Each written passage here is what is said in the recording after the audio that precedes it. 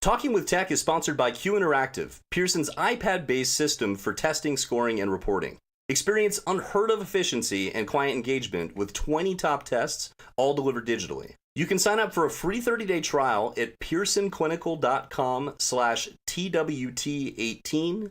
After that 30 days, if you want to go ahead and use it, call 1-800-627-7271 and give them promo code TWT18 to get 10% off the Q Interactive license. This is only good through the end of the year, December 31st, 2018, so try it now.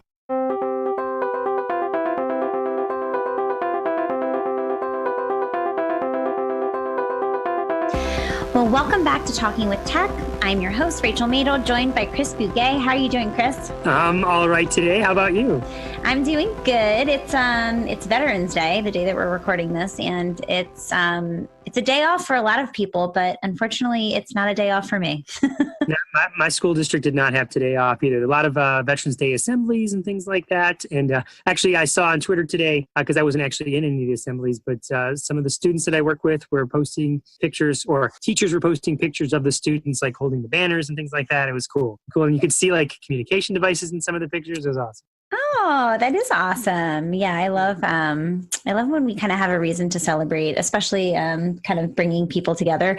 Right now, there's tons of fires going on in California, really close to home. And so I have families who are living in Malibu, which is where a lot of these wildfires are happening. And it's just so scary. The air quality is so bad. No one's going outside. And it's usually so nice. California, one of the things I love about it is I can go outside at any time of the year. I can just pop outside and it's never too cold. It's never too hot.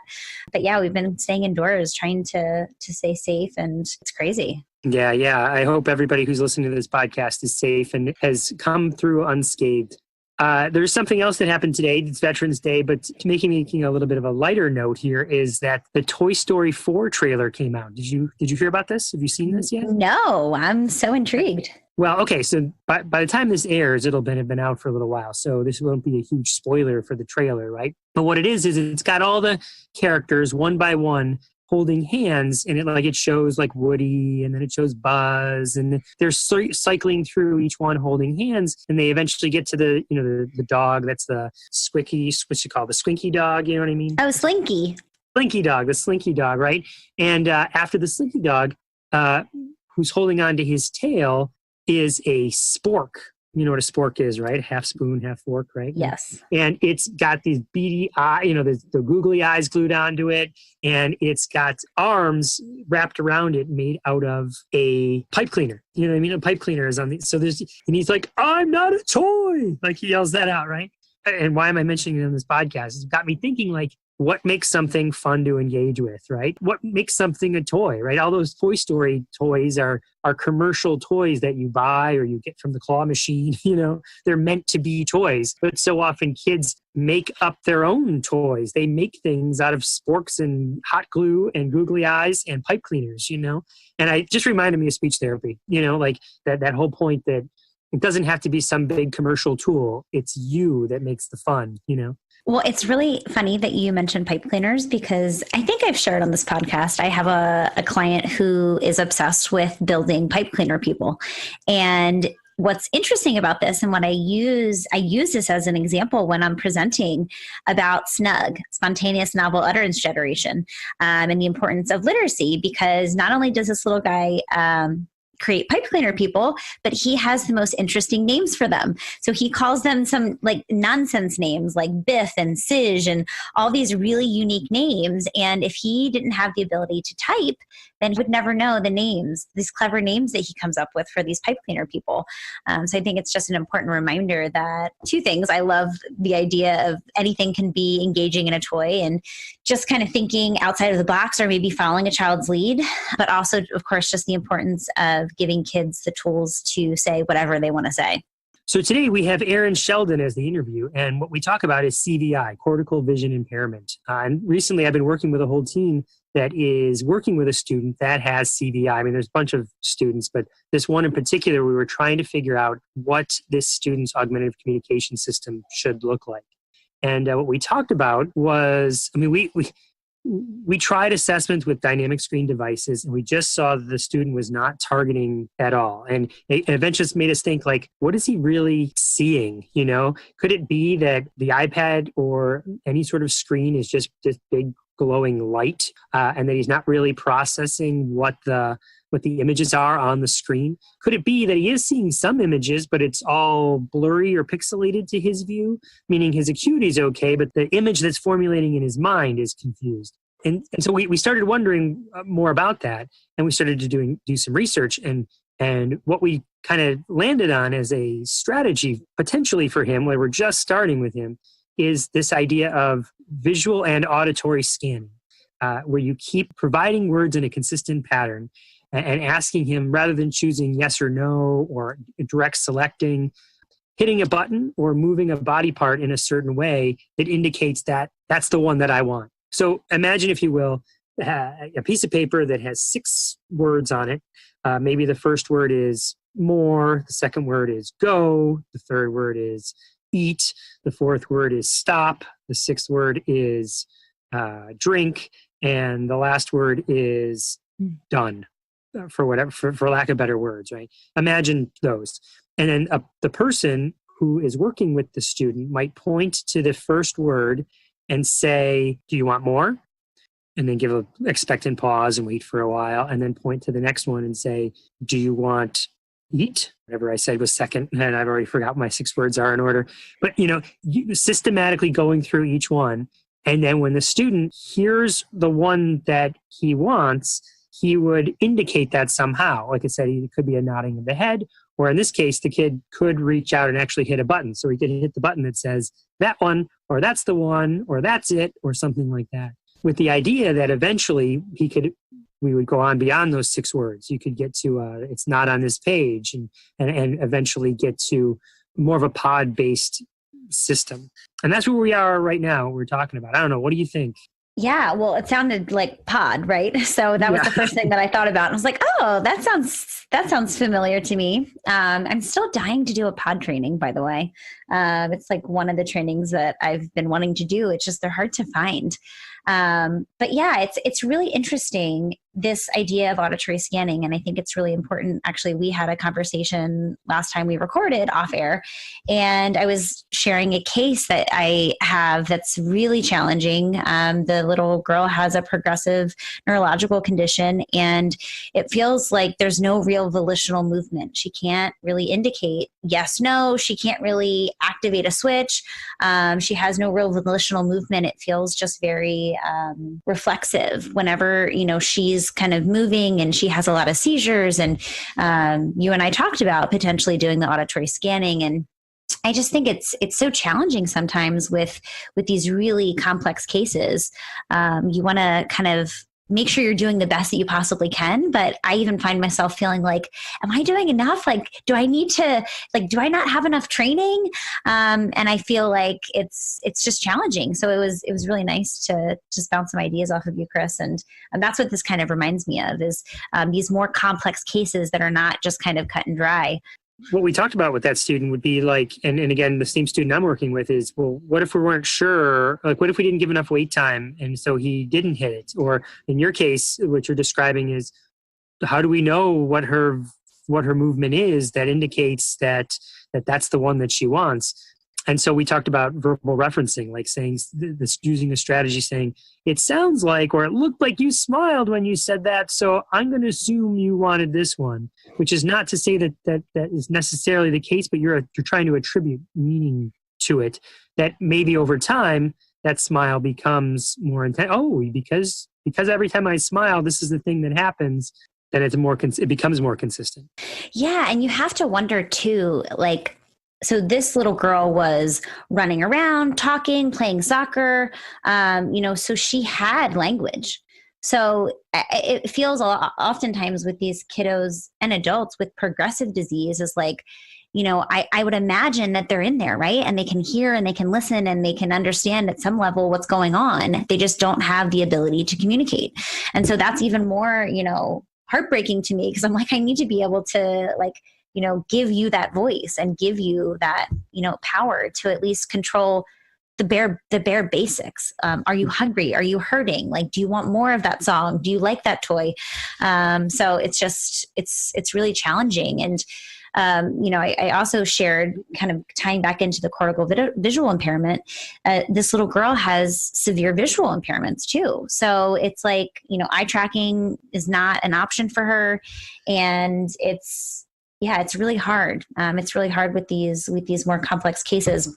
Speaking of the cortical visual impairment, Chris, you mentioned some of the things that were red flags to you as far as, oh, wow, like maybe there's a visual issue here going on. Besides just inconsistency, are there any other red flags that tell you like maybe we need to look into the visual stuff a little bit more? Yes, in that he definitely was cues in more to the auditory than presenting any sort of visual. So anything that was two-dimensional, he did not seem to gravitate towards. Interesting enough, when they were presenting kind of yes/no to him as an option, it was on these pictures, and so he would reach out and just grab the entire picture and crumble it, Any 3D object, though, he was much better at identifying, or I guess he's not identifying, but saying like, do you want the cup or this wooden block? Well, he wanted the cup because he wanted a drink, and so he went right over, or we assumed he wanted to drink, but he reached for the cup because the wooden block is like, what is that? You know what I mean? That's like, so so three-dimensional objects appeared to be more reinforcing, which in fact, before we really started keying in on maybe using a pod-like system, we started thinking, well, could we be using three-dimensional objects as a communication system? Could, instead of pictures and using the auditory. But we said, no, that's going to be cumbersome. So let's try the auditory first, and then add in the three-dimensional objects if we need to. Yeah, that's really interesting. I think that some of the kids that I worked with, it's like, okay, I know that there's a visual thing going on beforehand. And then I think it's a little more like easier as a clinician, like, okay, we have these visual things. But I've also worked with those kids where I'm like, we know it's in our scope of practice or our duty to refer out. And sometimes I'm like, I just don't feel like, something's off. And I think, like you said, the auditory piece, when kids respond better to auditory than they do to visual. And I'm so used to the opposite because I work with a lot of kids with autism and they respond really well to the visual and not so much to the auditory. So that's definitely something to consider as a clinician. If you are not quite sure what's going on, I really just encourage all clinicians to just refer out. Like, it does not hurt to get an extra assessment that maybe wasn't necessary that says there's nothing wrong. But the opposite can do a lot of harm, right? Like having kids go undiagnosed with visual impairments and hearing impairments and all of these things. So I think it's really important when you have this gut feeling that something might be off to just share that with a family and try to refer out to who might be able to help. I got to say, Rachel, one of the positive aspects of this whole situation is that there was, myself and the on-site speech therapist, and then we were collaborating with the case manager and then talking with the occupational therapist. And so being able to bounce ideas around as a team is one of the big benefits of working in the schools, is that it's you don't have to work in a silo. You can go to other speech therapists that work in your school district and be like, look, I know you've had situations like this. I've heard you had a student like this. What did you do in these situations? And so you're never alone. And especially now, you can reach out beyond the school, but actually having a conversation where you all have eyes on the same student and all sharing experiences, you tend to fall on the same page that way. I make it sound like it's an accident. No, you work to be on the same page, One other red flag that you mentioned that came out that made us think vision. And of course, we did have the teacher of the visually impaired involved as well, especially at the IEP meeting. We were chatting with that person. But the student would not finger isolate on the iPad, reach out, knock on it, hit it slap it with a palm. But when they presented him with a 3D object with a button, to push a button and it made this thing go like a toy, or like operate the shredder or something like that, at first he wouldn't reach out and finger isolate. It's so funny because I'm pointing right now at you, like I'm finger isolating. No one can see it. I know. Right? But they took this like little plastic ring, and it was a yellow ring, which, again, I might be overgeneralizing here, but according to the vision teacher I talked to, a lot of kids with cortical visual impairment can key in on yellow, or maybe there's different preferential colors. This student seemed to key in on yellow. And so as a preferred color, like, oh, well, I see this yellow ring now, and I'm going to hit the thing in between the yellow ring. And he immediately finger isolated. So he's not doing that on an iPad when we're presenting all this cool, engaging fart noises. You know what I mean? Here's a button, press this, it's going to make it fart. No, that wasn't motivating for him. He liked it fine, would grab my hand and in fact, would grab my hand and have me do it, which is another indicator because I could finger isolate. But to him, it made me think, yeah, he's just not seeing it, you know? If he can finger isolate over here when doing this activity, but not finger isolate over here when we're on a touch screen, that screams vision to me. Yeah. And that's just something that, we have to keep in mind because I don't think when we introduce a high-tech system to a child and we're maybe trialing or doing assessment, I don't think my brain always goes there, right? I think other things like, attention, motivation, so I think that sometimes it's hard because you only have a glimpse of a child, right? And so you don't have enough time to kind of see all these things unfold. But yeah, that's really interesting. I will have to keep that in my brain when I'm not seeing consistency with the isolating a finger and activating the icons. Yeah, that's awesome that you have that resource too, the visual teacher, because not everybody has that, I feel like. Yeah, I had the great fortune of working with some awesome teachers of the visually impaired over the years. Working in assistive technology, them having technology, any technology you use to help a student with a disability is assistive technology. So for a while there, we were also doing, working hand in hand with them, and we still do, but even more closely with teachers of the visually impaired, them through the selection process, help them with the evaluation, help them acquire the materials. And so I've had a great relationship with all of them over the years, talking about, especially as iPads have come onto the scene, how iPads have really changed things for people with visual impairments. It has then changed my practice because I now I keep it in the front of my head, like, okay, what's happening, not just with acuity wise, but what's happening with the processing in the occipital lobe, I guess. Oh, wow. That took me back to grad school for a second. The occipital lobe. You can see clearly we are not experts on this aspect of it, but we're learning. And that's why we like working with other people who know this stuff. So something else about this student, when I was talking to the teacher of the visually impaired, I was like, so when I create these visuals, we should probably outline the visuals in yellow.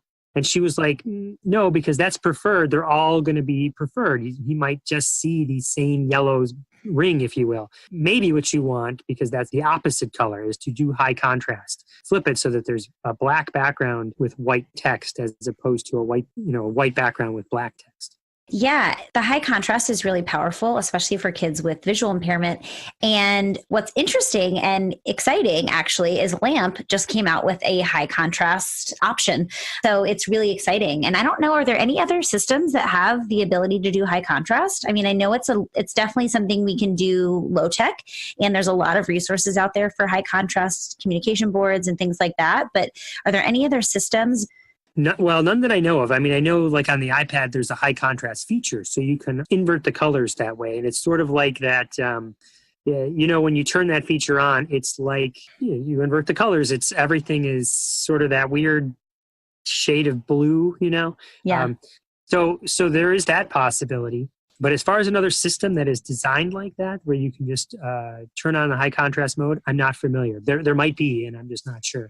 I know. I feel like this is when I really wish Lucas was here listening or joining us, because I feel like that's his jam. He's all about eye tracking, and I'm sure he also just, I feel like is so on the pulse of all of the systems. I feel like he knows so much about every option out there. So we miss you, Lucas. Yes, we do miss you, Lucas.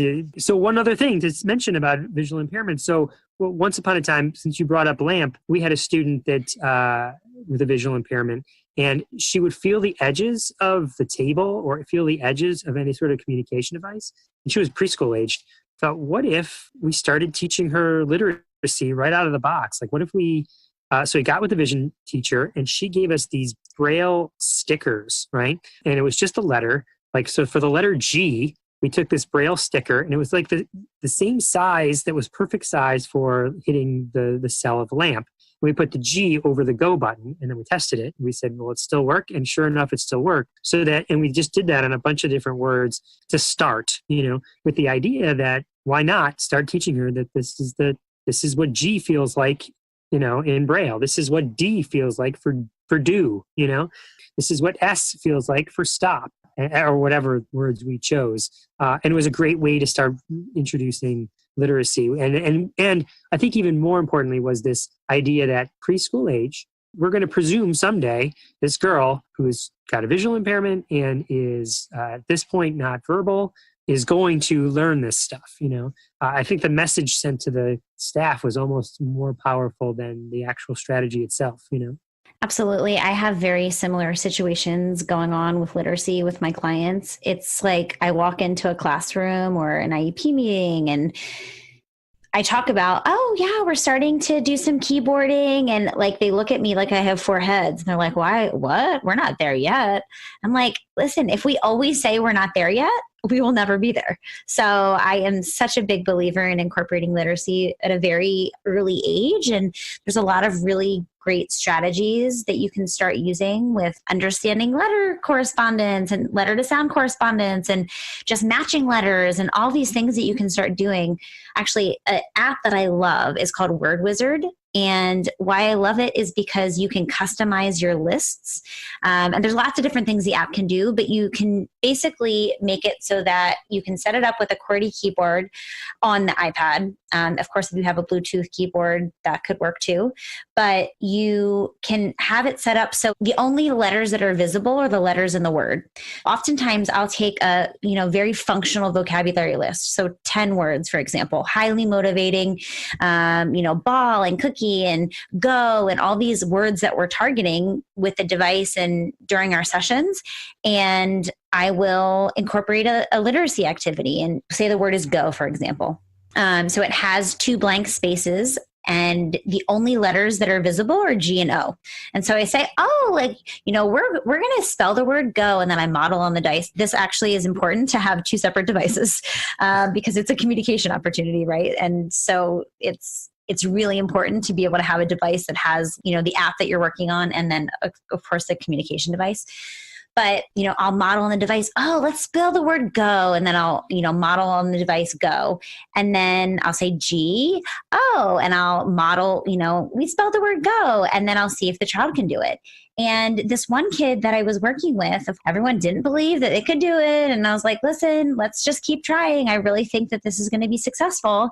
So we started this maybe like 3 months ago.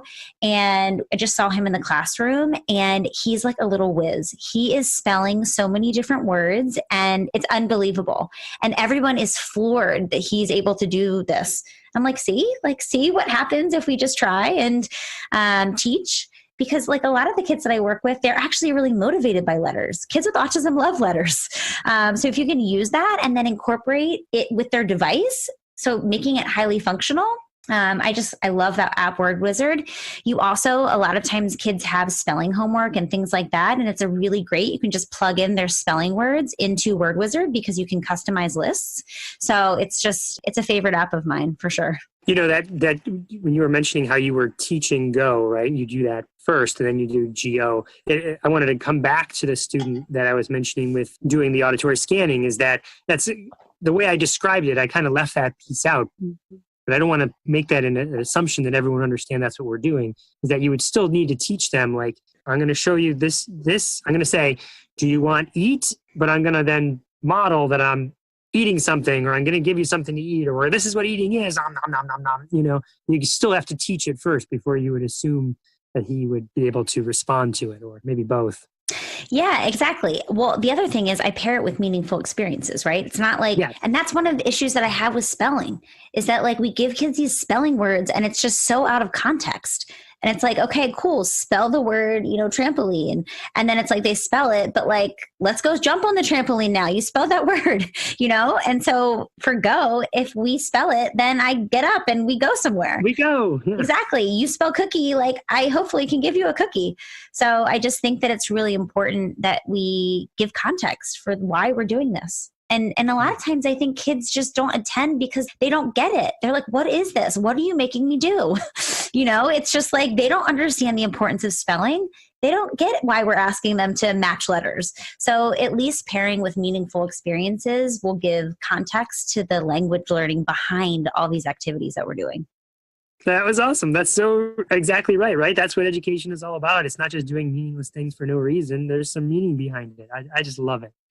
It's like one of my biggest gripes with this whole like spelling word or vocabulary list. I get the importance of it, but I just think that there's ways that we can try to make it more meaningful to the kids that we're working with, especially. But that's a whole nother conversation. People have their own experiences or other pet peeves they have about what we're doing in education that we could wish we could change, or ways to incorporate meaning into words. We'd love to hear about it over on the Facebook group. Yeah, if you haven't joined our group, just type in Talking with Tech and you can join our Facebook group. There's lots of awesome conversations going on in there. We'd love to have you. If you haven't already subscribed to our podcast, please do subscribe. That way you're informed every time we have a new episode that airs. You will get a notification. There's nothing better than getting that notification for me. It's typically on Wednesdays and I get excited. I'm a listener of our podcast. I love going back and listening to the conversations that we have before the interviews. And then the interviews are always so fantastic. And I really get a lot of value out of listening to our own episodes. So please do subscribe. Rachel, I got to tell you, I'm a fan of the podcast too. I go back and listen, and I actually go back and listen to old episodes too, like episodes that I've already listened to. Sometimes I go back, like, I didn't hear that again. We put out one a week, you can forget. And so I go back and listen to the people we've interviewed because there's a lot of wisdom there that I need to just soak up, Exactly. And I feel like every episode, there's just a few gems that you can take away. And especially some of these inspirational ones, I really enjoy listening to them. And I think that it's exactly the kind of inspiration sometimes that I need to kind of give me fresh ideas and new perspectives and think about my practice in a different way. Have you noticed that some people, when we post an episode, will tag someone else in it? Those Facebook people, how people do that, they'll just write someone's name underneath. So that like, I've heard this and now I've thought of you, and because we just had this conversation, or we share this in common. So I wanted you to share this, and I just see people doing that even more. So please keep doing that. We want to share all of this wisdom. That's the reason we started the podcast. And it's just really exciting to see how much this podcast has grown. We've been doing this for over a year now. And it's just amazing how many of you guys have been reaching out to us and subscribing and downloading and listening to all of our episodes. So we're just so incredibly grateful for all of our listeners out there. So now we also have, Rachel, we're racing. We're a race against the clock, right? I mean, when this airs, there's only going to be a few weeks left before the end of the year. And we are trying to get to 100 reviews before the end of the year. So help us run faster. We need a review from you or from a friend of yours that helps us get to 100. It's really easy. It just takes a few seconds. I just explained to my mom how to do it, although she still hasn't done it yet. So I have a bone to pick with her. But that's how simple it is. You just go on to iTunes and hit ratings and reviews, and you can leave however many stars you like. And we love hearing what you guys have to say and what you guys think of the podcast. So please tell us what you think. Tell us what you like. Tell us what you would love to see. Give us ideas on who you'd love to hear from. If you have anybody that is in your mind that you think would be a great interview, we love getting interview ideas. We just can't tell you how excited we are to get people contacting us saying, oh, I think this person would be good for an interview, because there's lots of people out there doing really cool things in the AAC world, and we want to know about them. So just let us know if you have any ideas for interviews. Before this interview, and part of this interview is all about talking about audio, right? And podcasts are audio. So before we head in the interview, we want to take an opportunity to give a shout out to Michaela. Michaela is our audio engineer who does all of our editing and hears us make mistakes and fixes it all and makes it sound nice and smooth for all of you. She is really working hard behind the scenes for you to save you time, so you're not just listening to us ramble about something. She'll be like, you don't need that. Cut it out. So Michaela, thank you. Yes, we can't thank Michaela enough. If without Michaela, this ship would sink. And I have to personally thank Michaela, because I can't tell you how many times she's probably edited out the ums and and likes and all these things that just kind of come up in natural, spontaneous speech. And she's fantastic. So yes, I'm so excited to have her on our team. Thanks, Michaela. So without further ado, let's head into Chris's interview with Erin Sheldon.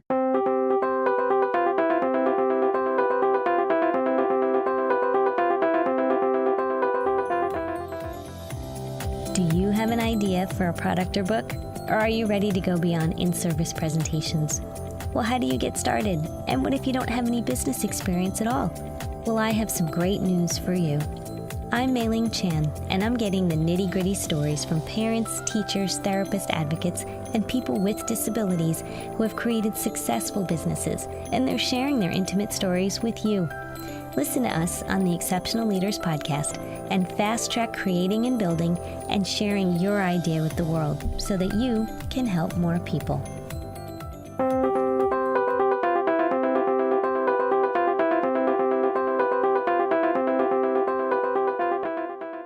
Welcome to Talking with Tech. My name is Chris Bouguet, and I'm here today. I'm so excited to talk to Erin Sheldon. Erin, you and I have walked in the same circles for a while. I know there was this one time in Canada where I came to present and you had just left, or maybe you were coming the next day and I had just left, and we just kept missing each other. And now because of this podcast, I get to actually talk with you. So thank you for coming on the show. My pleasure. So tell people who don't know who you are, tell us a little bit about yourself, your history, like how you got involved with AAC. Well, because primarily I'm a parent. I have a 15-year-old who has Angelman Syndrome, and she's complex for even a kid with Angelman Syndrome. So non-speaking, cortical visual impairment, very poor acuity, auditory processing, lots of motor planning, lots of medical issues. So she's a complicated kid.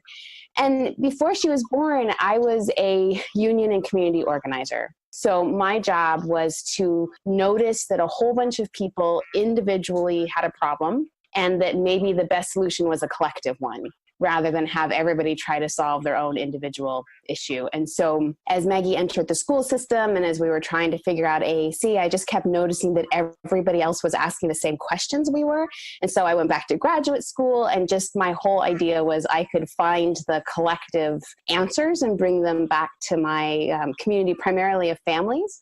But now I work probably with more school teams, doing more professional development for speech therapists and educators than I do actually with families. But I wear a bunch of hats. I'm the CEO of a parent organization in Ontario called Inclusion Ontario. You can see our website, inclusionontario.ca.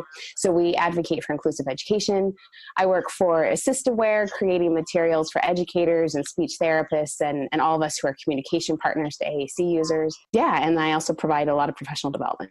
Erin, you said you went back to school. Did you go for speech? No, education, special education. Gotcha. Okay. MEd. And I literally chose my program because I had two small children. I chose my program and my faculty based on the one that was off campus and had easy parking. That was how I chose, because I had also looked at psychology and a few others, but nope, they were right in the heart of the campus, and I didn't have time for that. I needed a place where I could zip in and out. So while I was in school. So you mentioned that your daughter has cortical vision impairment. Can you explain a little bit more about what that means and how that manifests? Yeah. So we knew even when she was a baby, when she was just a few weeks old, I actually put all my baby books aside. And I remember thinking, I'm not going to compare her to what the baby books say she should be doing, because already at even just a few weeks old, she didn't do things like try to make eye contact while she was nursing. She didn't visually respond to things. When she was a baby, even at a year old, to get her attention, she didn't respond to sound or to sight. You'd have to get way down at her level and be just inches from her face before you'd get any kind of response.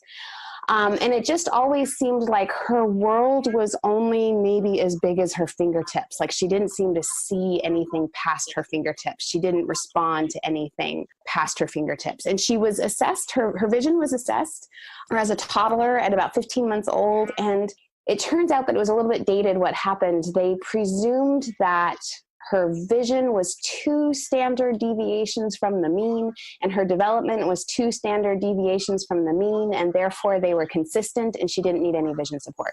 Whoa, okay. I guess I know, which 15 years ago, right? So yeah, 15 years ago in a rural area, and we didn't know that we should question that.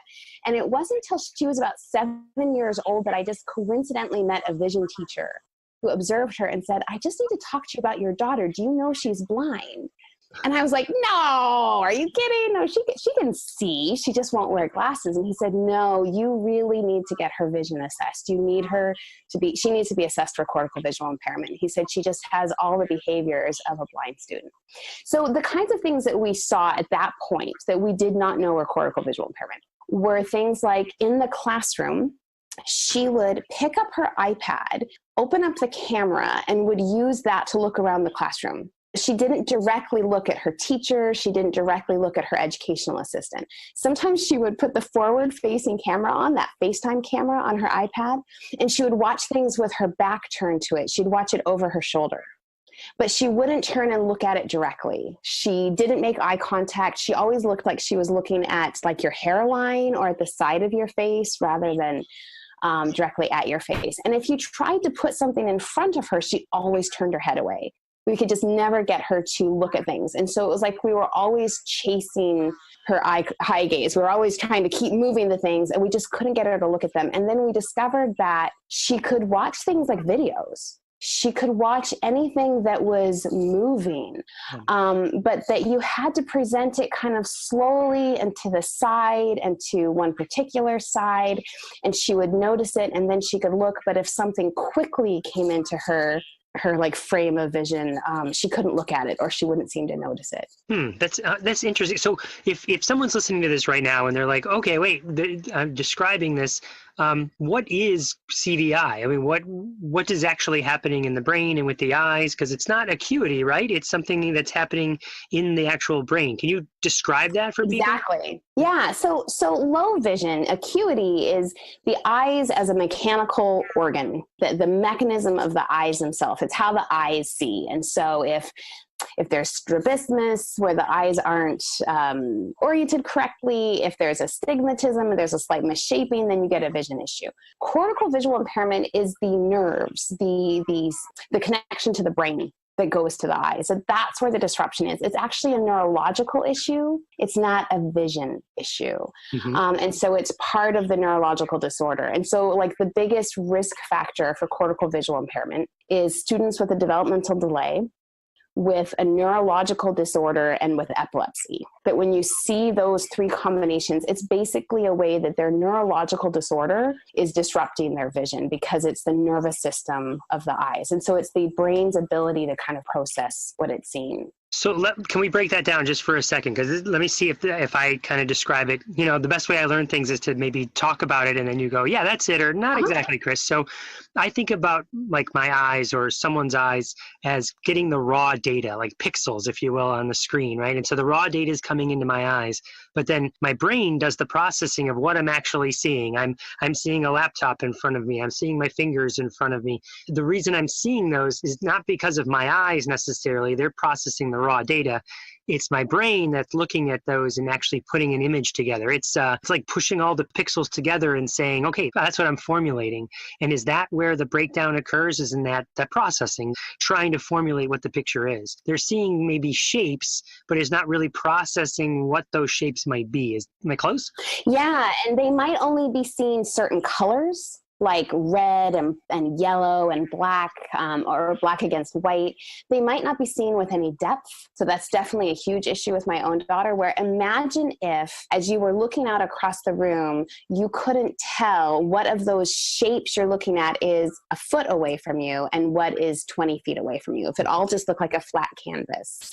I think that's the kind of challenge that our kids seem to be looking at. Or if you look across a room, like look across any busy classroom, and there's visually so much raw data there, to be able to separate that out and just see that what I'm looking at is posters and a word wall across the room, and to be able to separate that from my teacher and the windows and all of that sort of thing. That's, I think, what our kids are dealing with if they have CVI.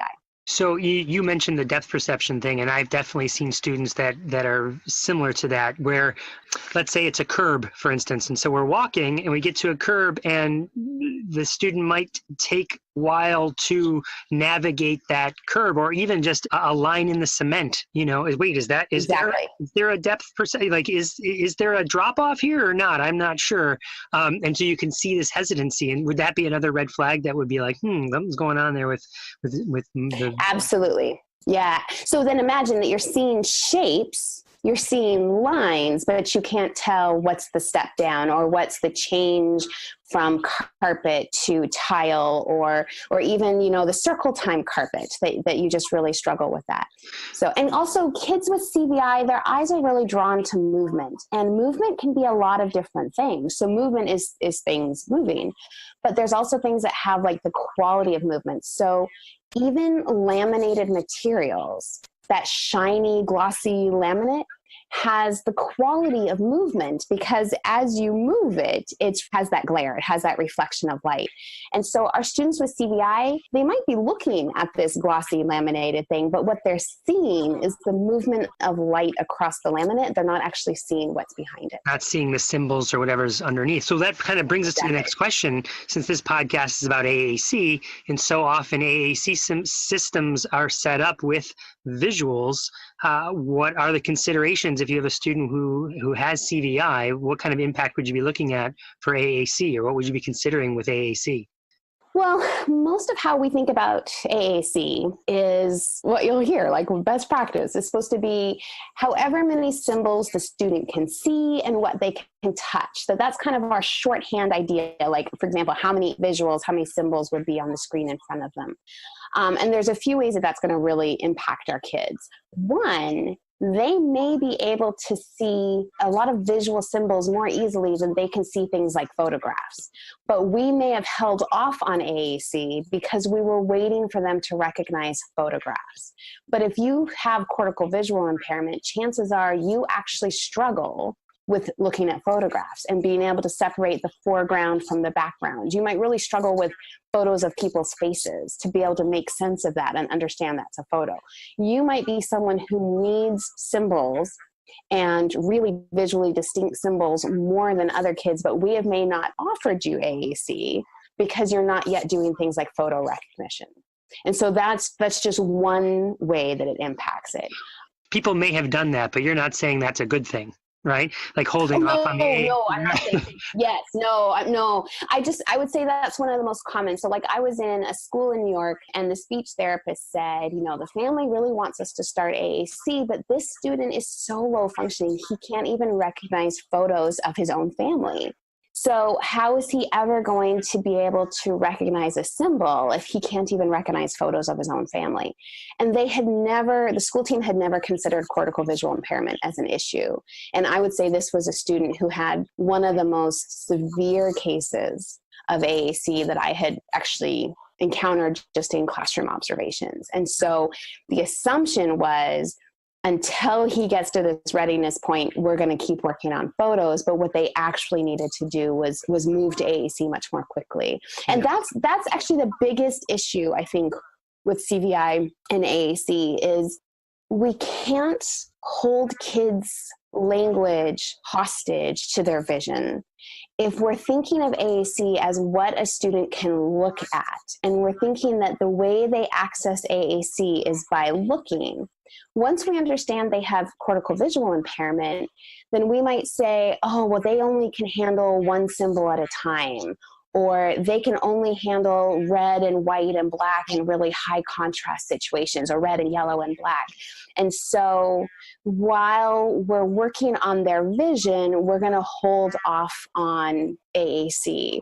And I think that's the most common thing I see happening in our field right now is that, well, she's still learning to look, and we're getting our vision therapy mixed up with our AAC because we're making this assumption that we have to be able to see our AAC to be able to use it.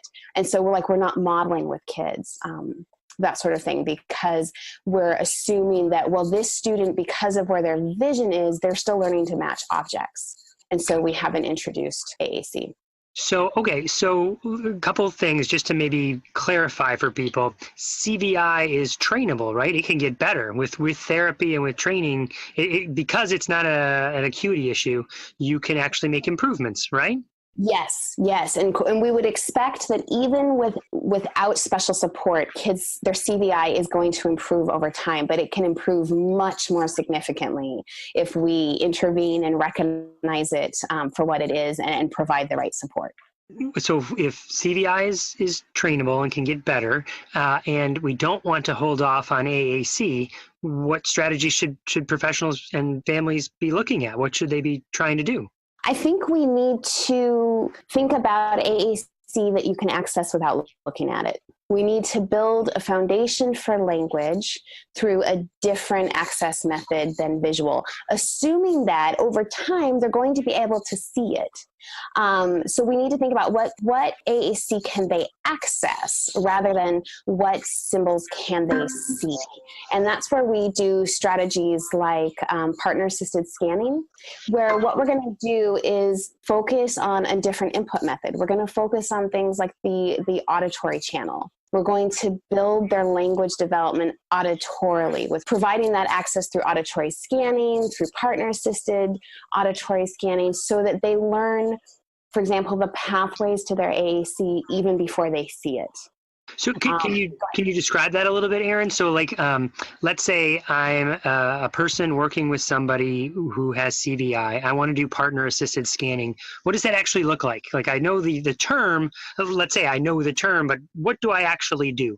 So you would you would select an AAC system that kind of supports partner-assisted scanning, and I would say the one that's most designed for that is the POD system, just because of the way that the branch starters are set up. So, for example, you see that your student that you want to provide partner-assisted scanning to is upset about something, and you would say, "I think something's wrong." So you would reflect back what you hear from the student, and then you would open up their "something's wrong" category, and you would start listing what you see inside there. So that's something we do with my daughter all the time. You know, "Maggie, I see that something's wrong." My first question for her is going to be, is it too loud? Maybe it's too bright, because those are two things that are just really big barriers for her, noise and light. "I think it's too loud, and so I'm going to get the room to quiet down." Or, "I think it's too bright, I'm going to turn the light off." I'm looking at you. I can see that there's still something wrong. You're still showing me that something's wrong. I wonder if it's this. I wonder if it's that. And I'm just going to start going through her options so that she develops that understanding that something's wrong is associated with specific messages. And right now she's just listening for them. But as her vision improves, that's going to be the same order that those same messages will be available in her AAC as her vision improves and she can directly access them. Awesome. That's exactly what I was thinking, is that, so you're not presenting them in some sort of random order. That's how they're listed in the POD book. And so you're going one sequentially so that she gets them in that same order, and has then predictable later goes, "Okay, when I can see these now, oh, I'm used to this. I've been hearing this pattern. Now I can see this pattern," and it all kind of gels. Is that the idea? That's exactly it. And that's where I most kick myself, because we didn't recognize my own daughter's CVI for so many years. We learned how to do things like verbal referencing, where we'd say, "Oh, I think something's wrong," and we'd start problem solving what it could be. But we weren't using an AAC system as the foundation of what we were doing. And so we would offer options in a bunch of different orders. And I might think of things that I was offering, and her aide at school might think of something else, and her dad might offer them in a completely different order. And so that just wasn't a very effective way to help her develop that foundation of language. But now that we've got an AAC system in place, we can follow the pathways in the AAC. We can follow the order in the AAC. And we can start, as we start modeling, as students' vision improves, it'll be that same predictable location in their system. Awesome. That is awesome. So a couple of quick follow-up questions there, if you don't mind sharing about your daughter. First, my daughter's name is Maggie too. So we have something in common there. Let me ask, you said you started and you weren't doing it in a predictable way. You didn't have this. What turned the corner for you? How did you learn about partner-assisted scanning? And how did you learn about POD? And how did you learn about verbal referencing? Oh. Well, okay, so I learned about verbal referencing when she was 2 from a book called How to Talk So Your Kids Will Listen and Listen So Kids Will Talk. Okay. And it was this lovely parenting book. There's millions of copies sold. It's one of those New York Times best-selling parenting books. And all it did was it said, you know, so often when we see children being upset or children are rejecting something, we get into an argument with them or insist on something without helping them get their message heard first. And so it just teaches regular parents that reflective strategy of your child doesn't have enough words yet to say what they need to say. So you're going to say it for them, reflecting back what you see, and then you're going to say. So I would say things like, okay, Maggie, it's time for us to go home. Oh, you're telling me you do not want to go home. You have just dropped to the ground. You're saying, I don't want to go home ever. I'm sorry, honey. We still have to go home. Right. So I consider that a form of verbal referencing. And that was just something I learned from just an ordinary parenting book. And that's just been an incredibly helpful thing because it's really taught me to listen to her, to really think about what is she clearly communicating, and can I state it out loud? And if I state it out loud, can that help her shape her own behavior so that she understands why I'm interpreting her the way she is? That kind of thing. So that's verbal referencing. When we introduced AAC, we went through several systems. We tried many different things. Maggie was in 4th grade when we started with Cortical. And we were using a lot of masking to help her learn the location. She was having a lot of success. And at the end of grade 6, you know, she was using it at school. It was really exciting. At the end of grade 6, the new crescendo vocabulary came out. And it was so much more robust. And we loved it. And it was just a lot more fun for modeling. And Maggie started to just seem to reject her AAC, but at the same time, she was starting middle school. There were some mean girl issues happening. There were some girls who just stared at her when she went to talk with her device. And I thought part of what was happening is she would rather be silent than be the freak who talks with an iPad. That was part of what was happening. And so we were really slow to figure out, but what had happened was we significantly increased the complexity, the visual complexity of her AAC. She went from having a grid size that maybe could have held 60, but actually only had about 35 cells filled, to a grid size of like 80. And we just assumed that she would be able to follow that. She would, you know, everybody said, use the most symbols you can, make it as robust as possible. And I thought, you know, we're gonna go with the system that she, you know, the vocabulary that she'll be able to use down the road, and she'll just figure it out. But she didn't. And I think that it took us a long time to realize we had made it so visually complex that she just couldn't see it anymore. And the old landmarks with the masking that we had done before, and the really high contrast colors we had used and that sort of stuff, without realizing it, we'd made it visually a lot more accessible. And visually, gotcha. You made the previous system more accessible than the new system, which was less accessible.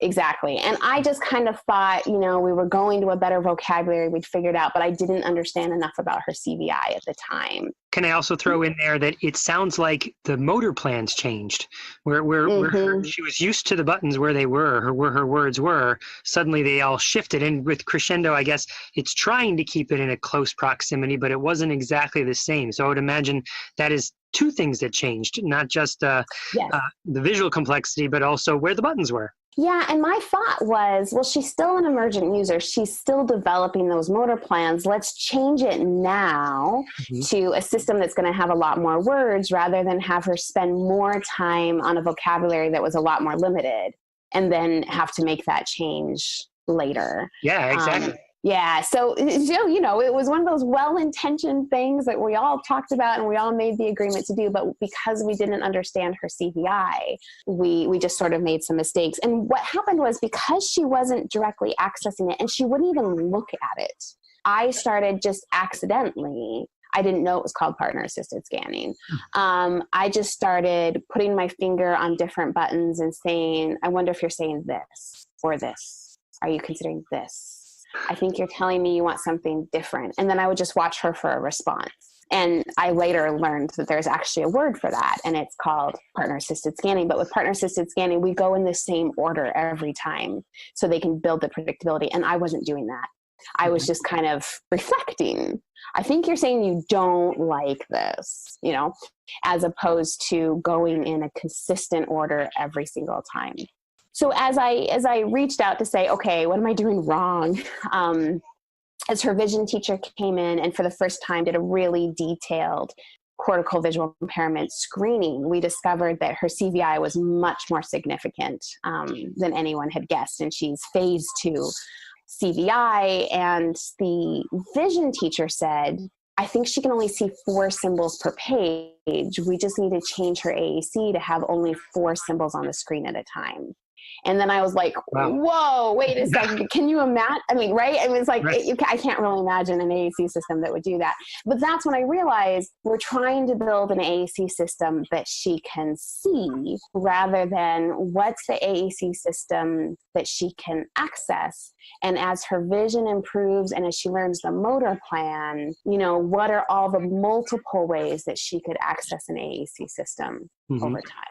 So when did you move on to Pod? Is that what you're using now? We're using a version of Pod, only in the last year.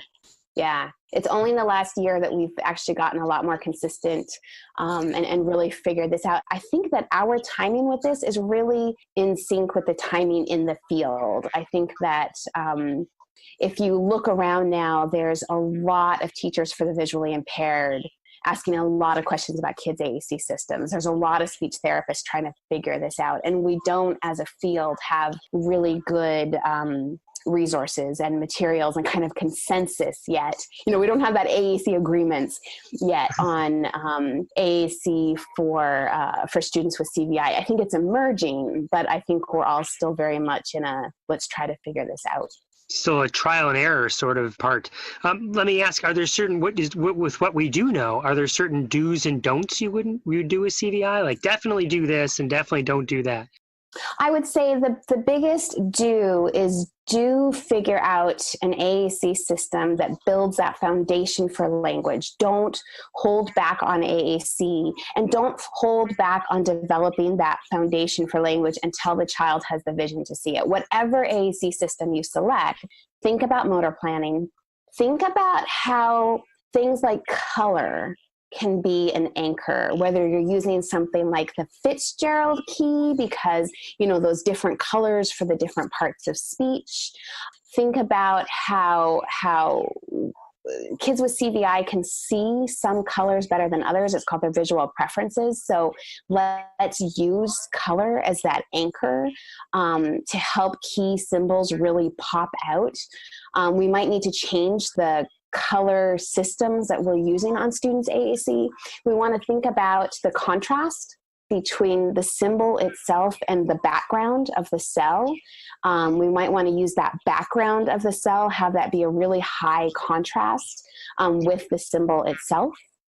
We might want to consider high contrast symbols like the board maker high contrast symbols because they have such bright, bold visuals and they're so visually distinct from each other. So think about that because so many of our symbol systems, the symbols look really similar. And especially if they're in a grid display, it's really difficult to distinguish them. So we really need to think about how we're using color. And what we might find is as we're doing things like partner assisted scanning, we might say, oh, I really like this. Like is this pink symbol here. Or it's time for us to go. Go is the green arrow on the pink background. Gotcha. And so what we do is start teaching kids, notice the color, notice the salient features of that individual one. We're going to teach them what those cues are and how to use them as a symbol. So even if they never get to a point where they can actually see the detail of the symbol, they know where that green one is on the pink background and they know that that means go. That's fantastic. You're describing what the symbol looks like so that they can key in on those colors or shapes or what they can see. That's fantastic. Exactly. Well, we want to keep really consistent locations too, which I think you were already getting at with the motor planning, so that those key symbols are always in the same spot. One of the symptoms actually of CVI is if we see kids only using a certain area of their AAC, that might tell us that, for example, they see really well from the right lower side, but not from the left. And so the symbols that they're using are the ones that they can see the best. Yeah, okay, that totally makes sense. Let me ask you, is there other resources out there that people can kind of go to learn what they should do? Yeah, I really like Deanna Wagner is a speech therapist in Arizona, and she has 2 CVI AAC tips that she's posted on the AAC intervention website. That's Carolyn Musselwhite's AAC intervention website. So I think we can put that in the show note. Yeah. And there's a lot of pod resources that are really useful. So there is a speech therapist out of Australia. I'm blanking on what the name of her resources are, but she has these wonderful one-page handouts like on things like partner-assisted scanning. So the interactivespeech.com website in Australia has these pod focus handouts. So they have a Facebook page, but they have their pod materials, their pod support materials include like a one-page handout on verbal referencing and a one-page handout on partner-assisted scanning. And they're really like my go-to resources to show those to folks. And the other thing they have is part of those handouts are they take each branch starter within Podbook, like let's go, or I have an idea, or commenting, and they walk you through how that branch starter, how those messages progress. So that you can really understand it. And that's that predictable sequence of messages that are just so helpful. So even if you're not using Pod, it's really helpful to read those and get a sense of, oh, that's what they mean by that predictable sequence. And that's what builds that foundation for the language that kids can directly access later. Oh, I think that'll be so helpful because people, I think they have an idea of what some of these words mean, but they need some more resources to really understand what it would look like if they were trying to do the intervention using them, you know? And so any resources you can give is great.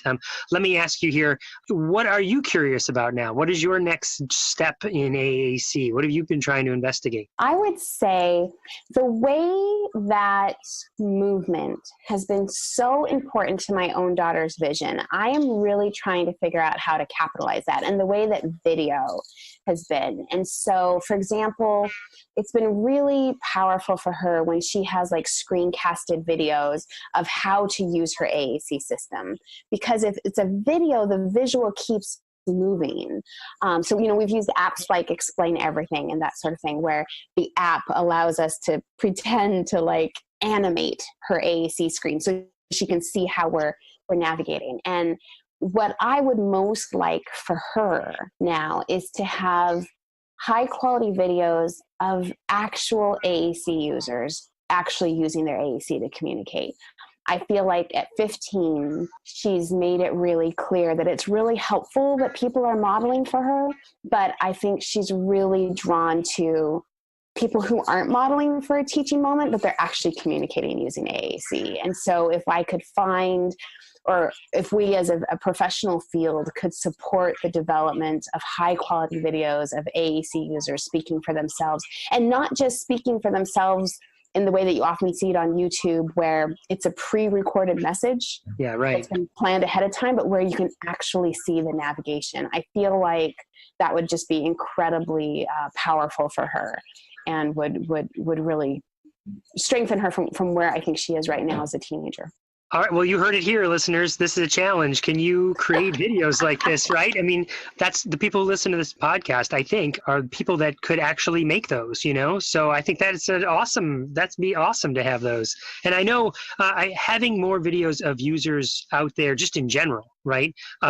Having experiences helps paint a picture. We talk about this strategy a lot. Helps paint a picture for the people that don't like. Let me get this whole team on board. This is the direction we're heading. Let me show you this video because this video of this person is very similar to the student that you're working with. So this gives you a direction.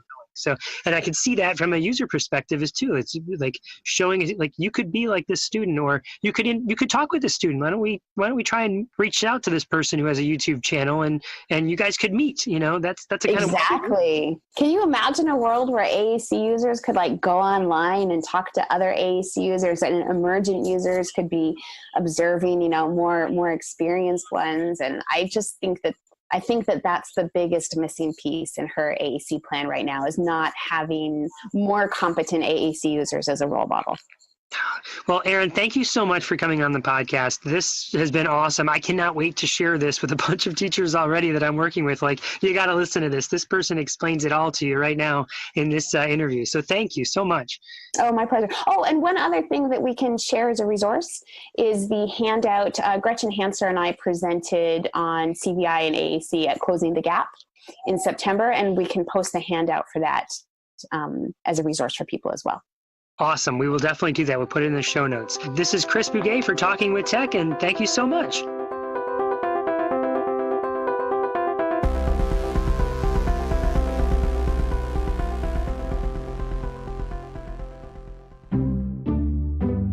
You're listening to the Exceptional Podcast Network.